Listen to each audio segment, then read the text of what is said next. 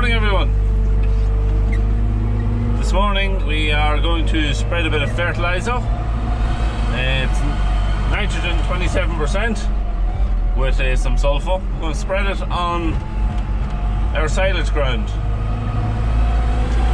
We slurried it last week and it's just time now to get the fertiliser out on it if we want to get it cut in about maybe 7 weeks or so. So we'll fill up the spreader and we'll get on the road.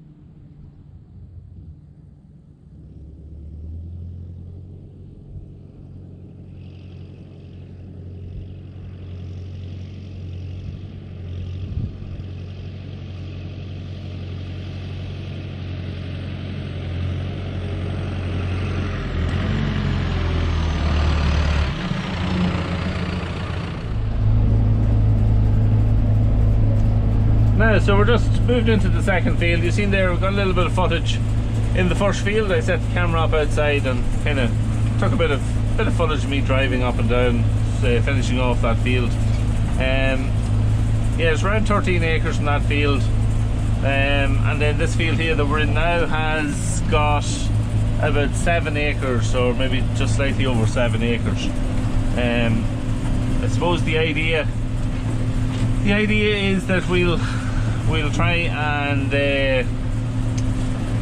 cut about 20 acres for a second cut in silage. Yeah, we're not going to need much more than that. We have a small silage bit down the bottom of our yard, and so it's just a matter of just try and work it out that we'll have enough to fill that and no more. So yeah, that's kind of the plan. 20 acres, pop it in the bottom silage pit and cover it, and that should be us then for the winter in the lines of pit silage. These fields here that we have closed off for the second cut, they were started about, it's over a week ago now, it's probably about 10 days ago, and you can see they are starting to green up quite nicely. So we'll have to give them probably around 6-7 weeks now from we spread the fertiliser, just to make sure all the nitrogen has gone out of it, gone out of the grass. Roughly about 300 kilos per hectare is what we're putting on, which is 2.5 bags of 50 kg bags in old money, so to the acre. So that's kind of the rate that we're spreading at. The first cut we spread at a slightly higher rate than that. We spread at, I think the first cut was at 3.5 bags per acre, or about, I think that worked out about 380. So yeah, it's a little bit less, but yeah, we're not going to need to push it just as much for the second cut. We've got such a big, I've mentioned that before, we've such a big first cut of silage. Really, we'd probably get away without cutting any second cut at all, but yeah, we'll cut it anyway. Yeah, so I'll set the camera up, maybe get a couple of small bits of footage as I'm spreading now, just maybe mounted outside in a few places on the tractor. Yeah, do that, and then on the way home there'll be a little bit of fertiliser left over, and I plan to put that out on a little bit of grazing ground, but I'll come back again when we get that far. So yeah, when we get to the grazing ground, I'll put the head cam back on for a few minutes.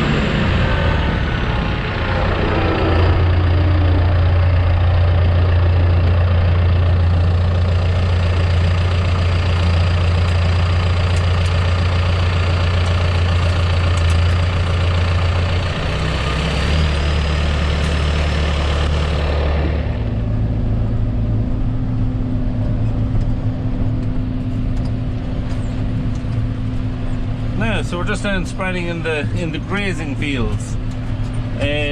These grazing, there's 2 fields here, and these 2 grazing fields are part of where our biggest batch of suckler cows are. And yeah, I started these a few days ago, but I'm just going to give a little blast of fertiliser on them as well, just to really push it along. Everywhere we have cattle outside, really is coming along fairly well. It's not under any pressure grazing wise. This is the only batch that are catching up on the amount of grass that we have in front of them. So just going to give it a little boost here now and try and push it on.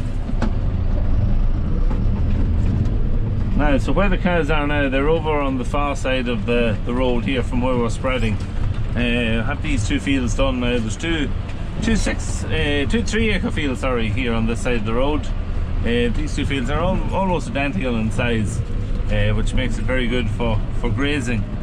But yeah, the cows are now over on the far to there's 2 fields on this side of the road. Then through the gate here we've got 4 fields then that are all in line, and the cows are in the far 2 fields. They're the 2 fields that we cut for hay back a few weeks ago, the first fields that we done for hay.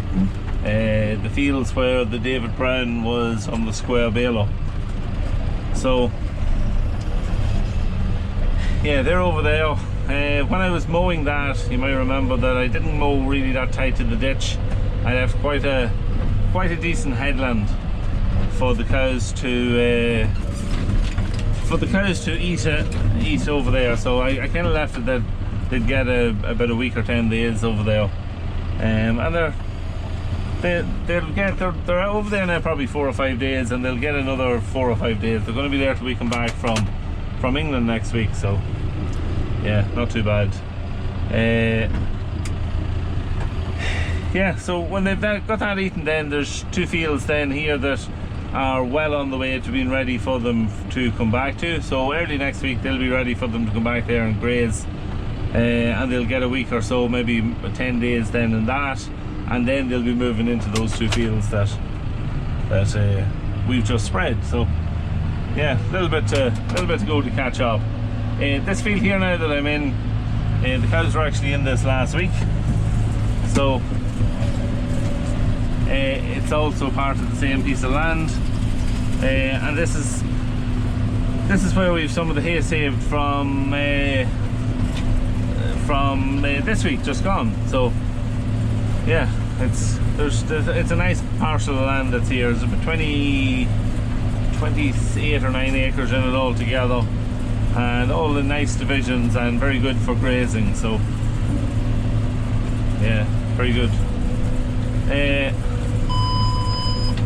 So I'm just getting the beep to say that we're down to the last 250 kilos in the spreader. So there's 3 acres now in this field here, and I'm just going to use up the last of the fertiliser in it. So by the time we have this spread, there shouldn't be very much left in the spreader. Spreading now at 21 meters,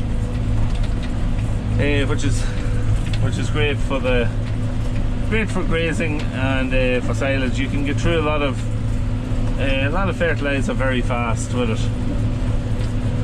and it also reduces the chance of risk, because when you're taking that kind of a width down the field with you, yeah, when you're taking that kind of width down the field with you, you're really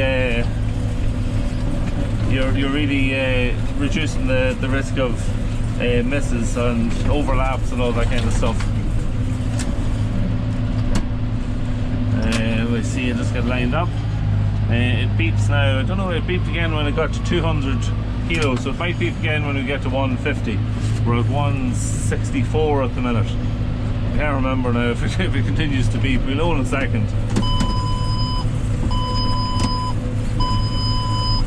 Well, it done it that time because I opened the doors or the shutters to let the fertiliser out. So we're down now to, it's just going below 160. We'll see now whether it beeps at 150 or not. It might.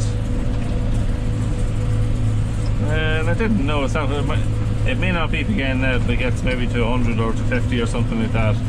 I just can't remember. I'm actually travelling a little bit faster than I usually do, but the spreader spreads on ground speed of the tractor. So if you up your, once your 540 stays in, once your PTO rev stays in the right position, if you up your ground speed, it ups the amount of fertiliser coming out to suit. So it adjusts the amount of fertiliser coming out. So it is very good in that respect. So that's about it. Now, so head back to the yard now, and I'll just give the spreader a quick wash out before I hook it off. Try and keep it right. Still never done the job on it. I've mentioned before in previous videos I have to take those greedy boards off and try and get them sorted out. I might actually only put 3 of them. There's 3 on it. I might actually put two back on, because you don't really need it holding any more than around 2 ton or just over 2 ton, and it will do with the 2 on it. So, but yeah, there will be a little bit of work going on with that, and I will record it whenever we start to do that. So we'll just have to see.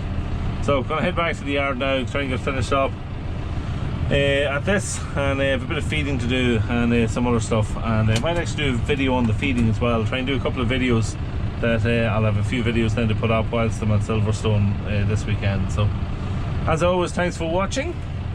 Don't forget to comment, don't forget to hit the like button, don't forget to subscribe, and as always, all the comments, likes and messages and everything are very much appreciated. And yeah, so we see you in the next one.